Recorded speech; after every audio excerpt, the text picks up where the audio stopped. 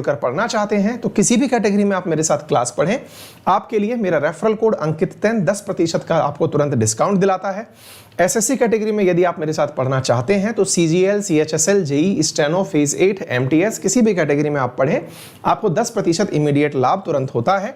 वर्तमान में SSC category में मेरा फाउंडेशन बैच चल रहा है। इसके अलावा यदि आप डिफेंस में कोई कोर्स परचेज करना चाहते हैं तो डिफेंस के लिए हाल ही में हमारे द्वारा एक विशेष ऑफर चल रहा है जिसमें एनडीए और सीडीएस के विद्यार्थियों को उनके 6 महीने से लेकर 24 महीने तक के ऑफर्स पर, मतलब कोर्सेज पर अलग अलग प्रकार के ऑफर दिए जा रहे हैं। जैसे अगर आप एनडीए का 6 महीने का कोर्स लेते हैं तो उस पर 1 महीने अतिरिक्त का सब्सक्रिप्शन दिया जा रहा है, 24 महीने का लेते हैं तो 4 महीने का अतिरिक्त सब्सक्रिप्शन दिया जा रहा है। कुछ इस प्रकार से यहां पर यह कार्य जारी है। ठीक है, चलिए तो शुरू करते हैं। रेफरल कोड अंकित10 याद रखिए और अपना उपयोग करते जाइए। हाँ जी, इसी साथियों हुआ कुछ इस प्रकार से कि आज से लगभग 2 महीने पहले मैंने आप लोगों को एक न्यूज पढ़ाई थी और उस न्यूज में मैंने कहा था कि G7 देश आपस में मिलकर के कुछ ऐसी चर्चा कर रहे हैं कि दुनिया में एक टैक्स स्लैब बन जाए, दुनिया में एक टैक्स स्लैब बन जाए जिसे मिनिमम टैक्स कहा गया, ग्लोबल मिनिमम टैक्स कहा गया या ग्लोबल टैक्स कहा गया। शायद आपको याद हो, और नहीं हो तो हमारी याददाश्त के नाम पर हम आपके सामने एक फोटो शेयर कर देते हैं, शायद आप इसे याद कर जाएं। ये 7 जून की इसी सेशन की यानी रियल न्यूज एंड एनालिसिस की न्यूज है, जिस समय मैंने आपके साथ में इसको डिस्कस किया था और मैंने कहा था कि G7 देशों के वित्त मंत्रियों की बैठक में कंपनियों की उन्हीं देशों में टैक्स देने पर सहमति बनी जहां पर वे कारोबार करती हैं। अगर आपको कुछ भी याद आ रहा हो तो बेहतर है, नहीं आएगा तो हम तो सारी बातें आपको जीरो से बताएंगे ही, लेकिन उम्मीद है आपको यह शब्द समझ में आए, जो स्टेटमेंट है इसका रिलेवेंस समझ में आए। अच्छा, इससे पहले की भी एक न्यूज है, हालांकि उसे हम ढूंढ नहीं पाए, हमने पढ़ाई है आपको वो न्यूज। उस न्यूज में शायद मैंने बोलते हुए समझाई थी कि भारत सरकार ने गूगल, फेसबुक, इन सब के ऊपर टैक्स लगाए थे डिजिटल टैक्स के नाम पर, जिसका अमेरिका ने विरोध भी किया था। लेकिन जब विरोध किया तो उस विरोध के तुरंत बाद G7 देशों की बैठक हो गई। उस बात के बाद में अभी तक यह न्यूज बनी हुई थी कि क्या भारत के द्वारा गूगल पर टैक्स लगाया जाना जायज था। तो ये सारी बातें आज के सेशन में आप समझेंगे, इस पूरे मसले को समझेंगे, बहुत महत्वपूर्ण रूप से इंपॉर्टेंट है ग्लोबल डिजिटल टैक्स। तो आज का विषय क्या है, ग्लोबल टैक्स या ग्लोबल मिनिमम डिजिटल टैक्स। ठीक है, चलिए चर्चा करते हैं। क्या है पूरी बातें आपको मैं शुरू से बताता हूं, ध्यान से समझने का प्रयास कीजिए। हुआ क्या, हुआ कुछ इस प्रकार से था साथियों कि भारत में जितनी भी विदेशी कंपनियां काम करने आती हैं, इन विदेशी कंपनियों को एक लाभ मिलता है यहां आने का। क्या लाभ मिलता है? लेट्स से भारत में गूगल काम करने आया। आप पूछेंगे कि काम करने आया से क्या मतलब है? अरे भाई, आज हम YouTube पे पढ़ा रहे हैं आपको, गूगल पे सारी इंफॉर्मेशन हम लोग साझा करते हैं, इसका अर्थ क्या है कि गूगल इंडिया में काम कर रहा है, यही तो मतलब है। लेकिन क्या आपको पता है गूगल इंडिया में काम करने की एक बहुत बड़ी फीस वसूलता है। अब आप पूछेंगे किससे वसूलता है? आप देते हो क्या सर फीस? मैं ही नहीं, आप सब भी देते हैं। आप पूछेंगे कैसे? अरे भाई, जो आप एडवर्टाइजमेंट देखते हैं, जो यहां पर चली हुई जो सूचनाएं आपको सुनाई देती हैं, उन सब से एक धन की प्राप्ति होती है। गूगल भर के उस बैग को इंडिया से ले जाता है अमेरिका। अब जब कोई पैसा कमाया, ये बिल्कुल ऐसे है, मान लीजिए कि आपने अपने यहां पर 100 लोग बुलाए थे, 100 लोग बाकायदा आपके पास आसानी से रह रहे थे। अचानक आप देखते हैं कि एक भाई साहब आते हैं, आपके उन 100 लोगों के बीच में अपना विज्ञापन करते हैं, अपना माल बेचते हैं, और माल बेच करके वो आपसे पूरा पैसा कमा करके जहां से आए थे वहां ले गए, आपको कुछ भी देके नहीं गए। अब आप पूछेंगे कि सर इस बात का क्या अर्थ है गूगल से और हमारी बात से? अर्थ यह है कि जो व्यापारी आया वो आपकी इस मेहनत का, कि आपने 100 लोग इकट्ठे किए थे उसके लिए, एक प्रकार से आपके साथ तो ठगी हो गई ना, क्योंकि आपने तो पूरा मार्केट बना के दिया, उसने आपको शुल्क के नाम पर कुछ नहीं दिया। भारत के साथ भी गूगल, फेसबुक ये सब ऐसा ही कर रहे थे। क्या करते थे? ये लोग इंडिया से पैसा कमाते और जिस देश में थे वहां ले जाते, और भारत सरकार जब इनसे पैसा मांगती तो ये दुहाई दे देते अपनी सरकारों की कि अगर आपने हमारे ऊपर टैक्स लगाया तो फिर परिणाम घातक होंगे, क्योंकि आपकी कंपनी भी तो उस देश में जाके काम कर रही है। अरे यार, तुम्हारी कंपनी दुनिया की नंबर 1 कंपनी है, हमारी कंपनियां भी बहुत छोटी हैं, और तुम कंपैरिजन क्या कर रहे हो कि आपके हमारे यहां पर काम किया, उसका पैसा हम क्यों चुकाएं? आपकी कंपनी कौन सा अमेरिका जाके पैसा चुकाती है? ये तो बिल्कुल वो वाली बात हो गई कि एक थप्पड़ आपने मारा, एक थप्पड़ हमने मार लिया। इस बात में बिल्कुल फर्क नहीं था कि आप हाथी जैसा हाथ रखते थे और वो छोटे बच्चे जैसा हाथ रखते थे। थप्पड़ थप्पड़ की बराबरी हो गई, साइज का मैटर ही नहीं था। इस बात को भारत ने अपनी तरफ से उठाने की शुरुआत कई जगह की। हमने अपनी क्लासेस में भी डिस्कस किया, इसे आपको बताया भी था कि भारत ने कहा कि भैया अगर आप पैसा कमा रहे हो तो डिजिटल टैक्स देना पड़ेगा। डिजिटल टैक्स देना पड़ेगा अर्थात आप जितना कमाएंगे उस पर इतना प्रतिशत हमें देकर जाइए। अब आपके देश के साथ लड़ाई होती है तो होने दो, हम अपनी जगह को मार्केट क्यों बनने दें। आपको ज्यादा से ज्यादा यही तो है ना कि आप काम करना बंद कर दोगे हमारे, कर दो भाई। अगर आप यहां पे काम करना बंद कर दोगे तो नुकसान आपका भी तो बहुत बड़ा है ना, हमारी कोई और कंपनी खड़ी हो जाएगी। अच्छा, तो ऐसी स्थिति में दुनिया के देशों को, विशेष रूप से अमीर देशों को यह बात समझ में आ गई कि अब ज्यादा दिन तक ये चलेगा नहीं।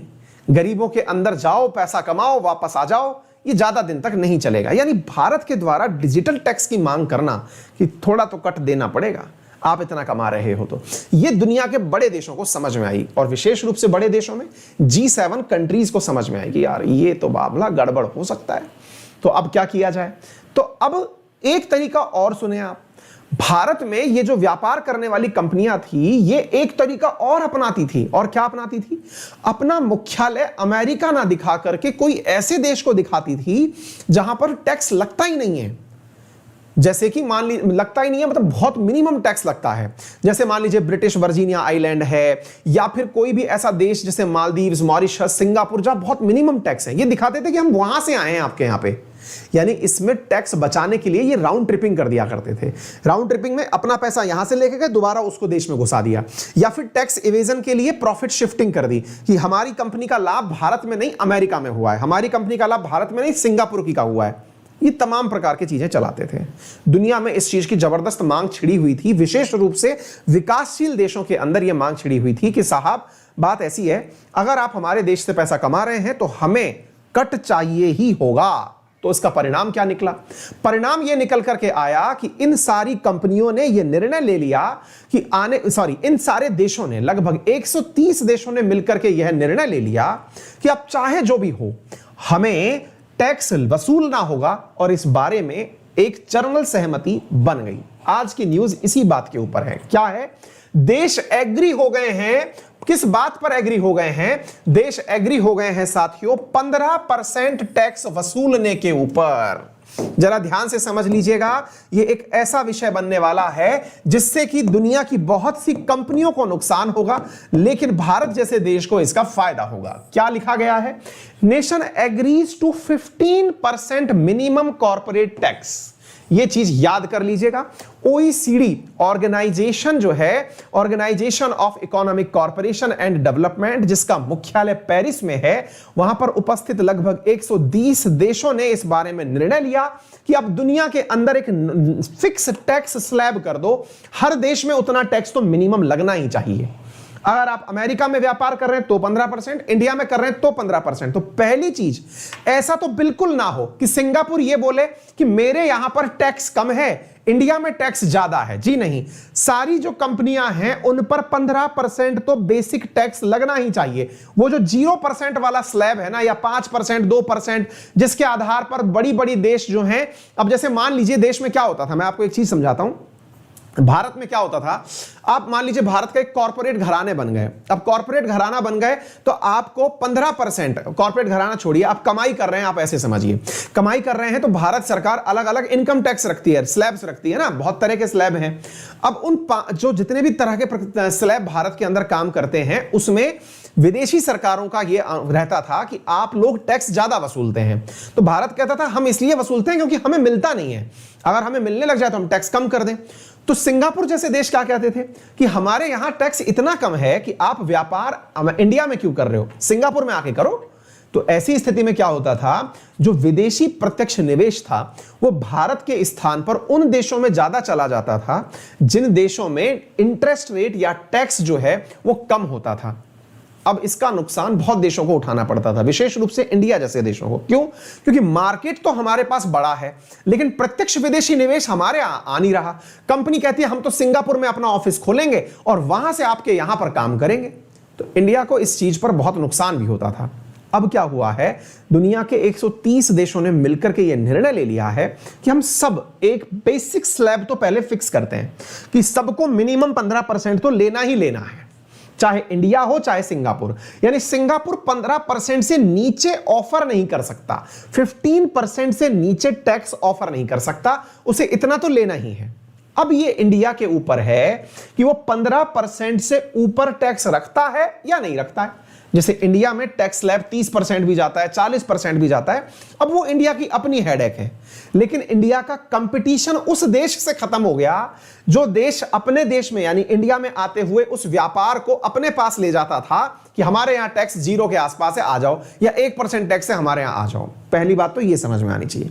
इस टैक्स का नाम क्या है? ग्लोबल डिजिटल टैक्स, या इसे ग्लोबल टैक्स के नाम से जाना जा रहा है। साथियों, यहां पर 4 देश ऐसे हैं जिन्होंने इसमें पार्टिसिपेट नहीं किया।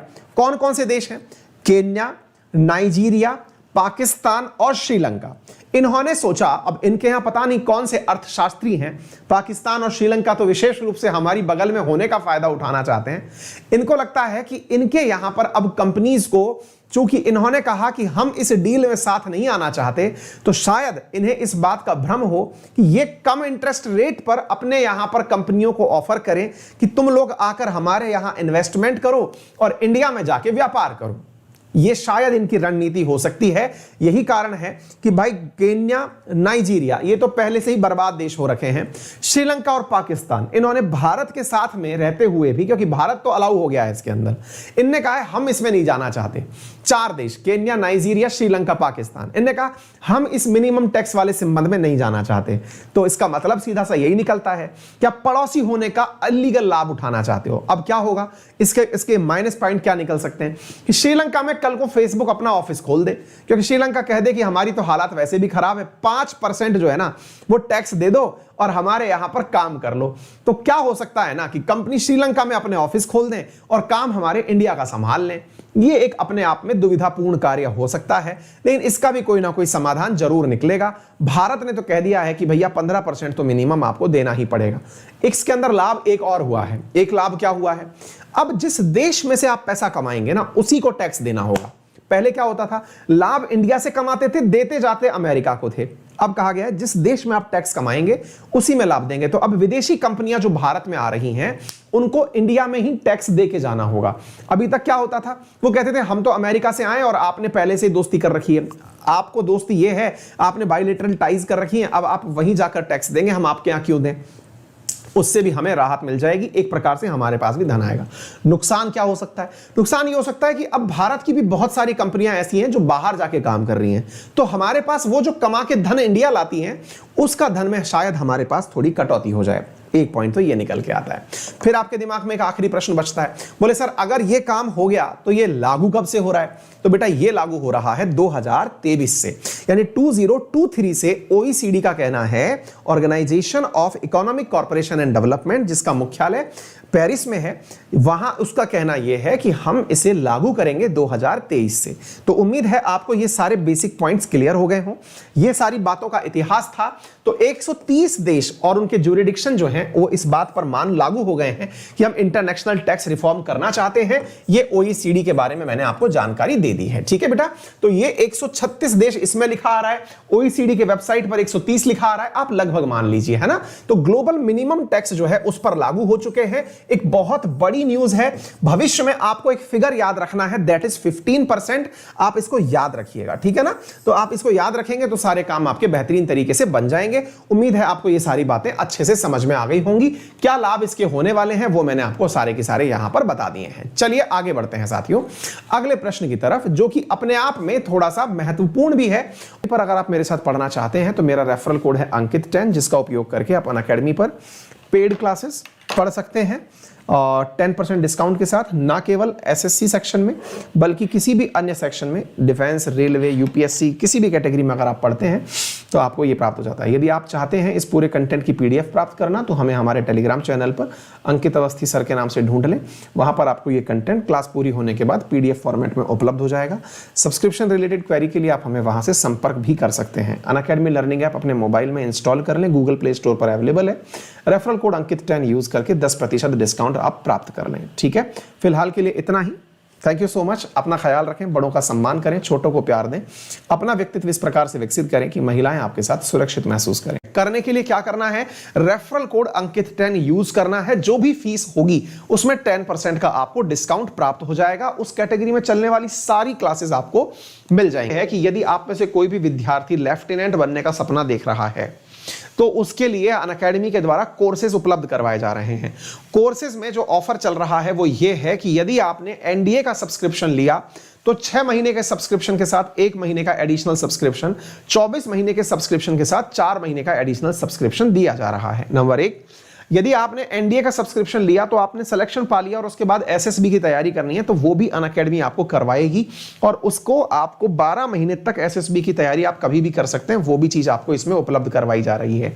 6 से लेकर 14 के बीच में ये ऑफर आपको दिया जा रहा है। वहीं यदि आप में से कोई सीडीएस, एफकेट या सीएपीएफ की तैयारी कर रहा है तो उसके साथ में 6 महीने के साथ 1 महीने की एक्सटेंडेड और 24 महीने के साथ 4 महीने की एक्सटेंडेड वैलिडिटी दी जा रही है। 14 तारीख तक आप ये ऑफर ले सकते हैं, जिसमें अगेन अगर आप सीडीएस, एफकेट या फिर सीएपीएफ का एग्जाम पास करते हैं तो आपको 12 महीने तक एसएसबी की तैयारी के लिए भी एक्सटेंडेड चीजें उपलब्ध करवाई जा रही हैं। फीस कितना है, कितने में आपको ये उपलब्ध हो जाएगी, आप इधर देख लीजिए। 12 मंथ की फीस है 9600, 24 मंथ्स की फीस है 14,080 रुपीज। यदि आप अंकित 10 रेफरल कोड यूज करते हैं तो इमीडिएटली 10% का डिस्काउंट आपको यहां पर प्राप्त हो जाता है। एनडीए हो या सीडीएस के अंदर फीस है 14,000 24 महीने की और एनडीए के अंदर 24 महीने की फीस है 10,000 रुपए। इनमें से अगर आप चाहते हैं तो आप इसे इजी ईएमआई ऑप्शन पर भी यूज कर सकते हैं। Use my referral code Ankit 10 to avail 10% discount. यदि आप एसएससी कैटेगरी में मेरे साथ पढ़ना चाहते हैं तो मेरे द्वारा नया बैच तो लॉन्च हो ही रखा है, आप उसे यूज कर सकते हैं। ये फाउंडेशन बैच है एसएससी के सभी एग्जाम्स के लिए, जिसमें मेरे द्वारा जीके पढ़ाई जा रही है, history, geography, polity, economy, maths, reasoning, बाकी अन्य टीचर्स जो पढ़ा रहे हैं वो सारी आपको मिल जाएंगी। अनअकैडमी के अब सभी कोर्सेज में आपको टीचर से डाउट पूछने की फैसिलिटी दे दी गई है। आप टीचर के साथ संवाद कर सकते हैं, बातचीत कर सकते हैं।